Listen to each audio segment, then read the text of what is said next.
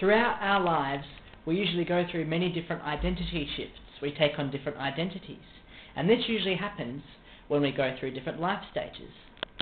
Once you were a kid, and your identity then was go to school, learn some things, do some fun stuff after school, and just keep growing and learning. And maybe you had a big obsession, like you really liked Disney movies or something like that. But as you grow older, your identity changes. You go through puberty. Your identity becomes a teenager, right? You're on your phones all the time. You become moody. You talk back at your parents. You might even rebel a bit. Or you might pick up more interesting hobbies. You might start playing sport, being part of a team. And then you grow older and you go to college or uni, and all of a sudden your identity shifts again and you become a student. And it's around this time you become an adult too. And you might become a driver. You get your driver's license. And you get more freedom. You might move out of home, right? You're in a share house. And your identity is like student. Anyway, as time goes on, you meet someone, you fall in love, and you decide to get married, right? Then your identity changes from single to married. You're a husband or a wife, right? That's a big thing in itself, right?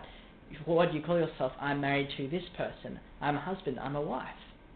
And then you have kids. Then your identity shifts again and you're a parent, right? And then your kids have kids. And then your identity is a grandparent.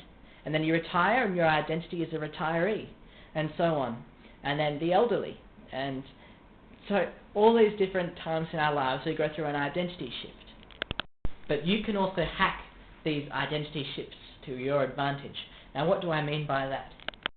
Well, there are other identities which I haven't talked about. For example, gender identity, or a big one, I think, for most of us, is workplace identity, right?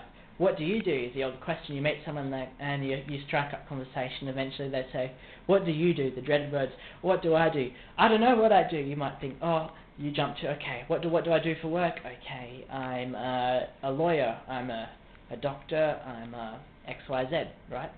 Or it might be, I'm an artist, I'm a musician, I'm a composer.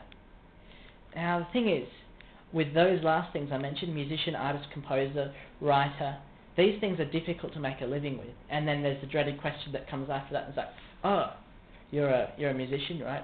Or how do you make money? Or so what does that look like? You know, it's like, it's just like, if you say, I'm a doctor, people don't really say, what does that look like? Everyone knows what a doctor does.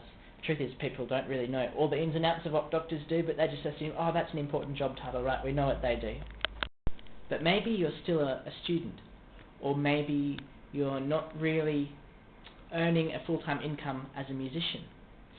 So what then, right? Do you say, well, I'm a musician? You might say I'm a musician, but feel like you're lying to yourself because of any kind of doubts that might creep in.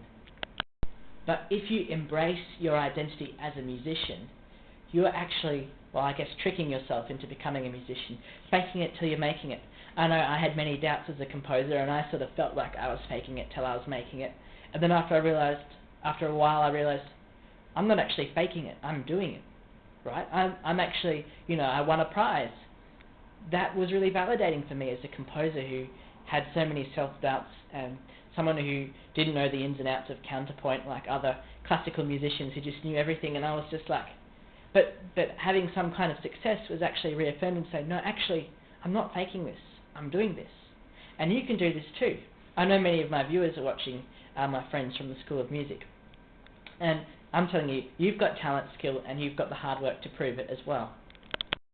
So if people ask you, what do you do, and you still feel like it's still uncomfortable to call yourself a musician, maybe you say, I study music, or I'm a student at the School of Music, or, I do X, Y, and Z.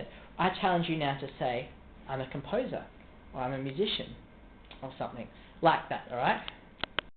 And try this with other areas of your life too. Maybe you're shy to talk about other things. Next time someone asks, who are you? You could talk about your faith, for example, and say, I'm a Christian, this is what I believe. I'm also a musician. I'm also a soon-to-be husband. And these are all things I am, right? I can say those things. But by admitting them in front of others, I'm actually reaffirming these identities, which I might not always feel confident talking about. Instead of saying, I like to compose music and make music, or I like to play music, why don't you say, I'm a composer, or I'm a performer, or this is what I do. You be bold in what you say, and the identity shift will start to happen, and you realize that you're not faking it till you're making it, but you're actually doing it. That's my message for today, guys. Stay safe and stay sane.